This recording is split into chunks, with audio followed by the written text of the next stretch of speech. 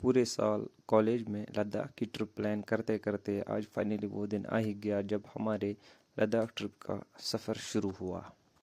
हमारे इस सफ़र की शुरुआत होती है सुबह 8:30 बजे जब मैं काकसराय पहुंच गया। फिर क्या था, कुछ पैसेंजर्स के लेट आने की वजह से हमारी जो जर्नी थी वो असल में 9:30 बजे स्टार्ट हो गई। जब हमारी गाड़ी श्रीनगर से होके फिर पहले शालटेंग और फिर सुंबल से होते हुए फाइनली कंगन पहुंच गई।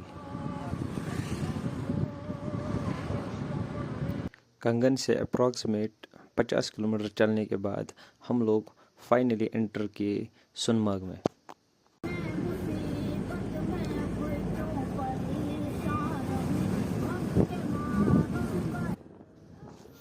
सोनमर्ग से लगभग 10-15 किलोमीटर चलने के बाद हम लोग पहुंच गए बालतल में, और वही बालतल से ही शुरुआत होती है द माइटी जोजिला की। And the height of the Zojila is above 11,000 feet from the sea level.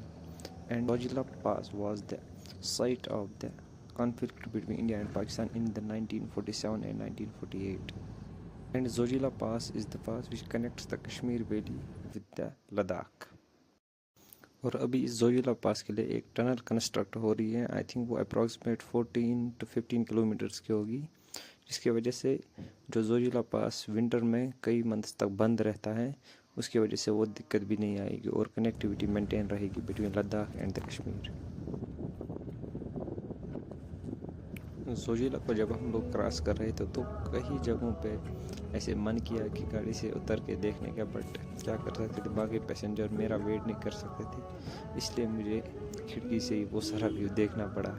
ऐसे नीचे जाके देखने का वो अवसर नहीं मिला।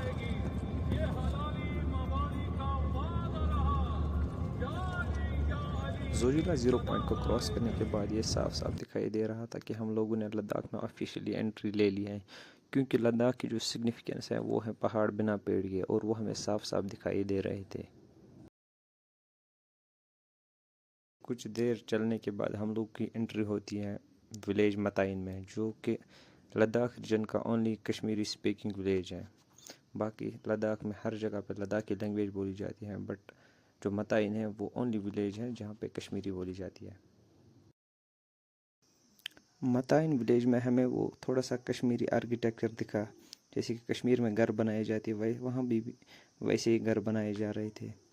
और जब मताइन से फिर 20 किलोमीटर चलने के बाद हम लोग फिर द्रास पहुँचे, बट मैंने द्रास की कोई क्लिप नहीं उठाई क्योंकि मैं बहुत ज़्यादा थक गया था। तब फिर द्रास में हमने खाना खा के फिर हम करगिल की तरफ चले गए।